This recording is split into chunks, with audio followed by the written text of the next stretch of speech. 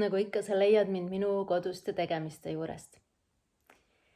Täna ma teen tatra jahupitsa põhjasid oma mehe venna sünnipäeva jaoks.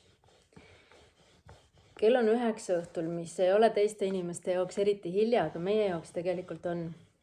Ma ei tea, kuidagi kui pimedaks väljas läheb, siis tunnen mina ennast unisena. Aga see on selline pühendumise asi. See on oluline perekondlik asi.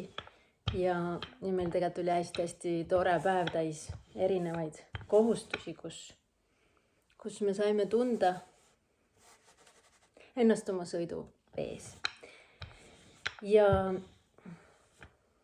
ma saangi teisi teenida terve päeva, aga eriti hästi siis, kui ma olen midagi enda jaoks ka teinud. Ma tegin ühe jalutuskäigu 1-15 minutit, mis on minu jaoks selline lühem jalutuskäik, aga hästi teadlik. Ja see oli lõuna ajal ja hommikul kell 8 ma tegin umbes pool tundi ühte olulist teksti, enda jaoks olulist teksti. Tööalast, aga ikkagi sellist, mis pakub minule seda loomingulist rahuldust ka ja eneseväljendust.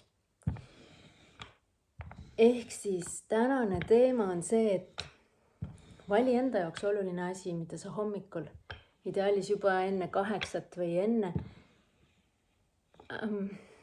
kui teiste inimeste vajadused ja sellised kohustused peale tulevad. Et sul ongi teadlikult enda jaoks selle 1-3 aasta või veel pikema perioodi kõige olulisemas asjas edenemine juba hommikul ära. Ja siis võib see päev peale tulla kõikide oma üllatustega ja vajadustega ja sul on ikkagi okei. Ja kui sa oled saanud ka midagi enda hingele, siis mitte ainult tööalast või sellist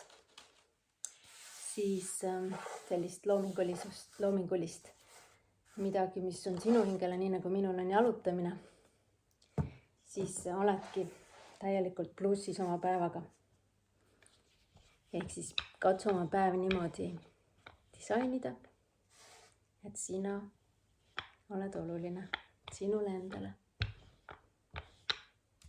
Ja mõnusat nädalavahetust.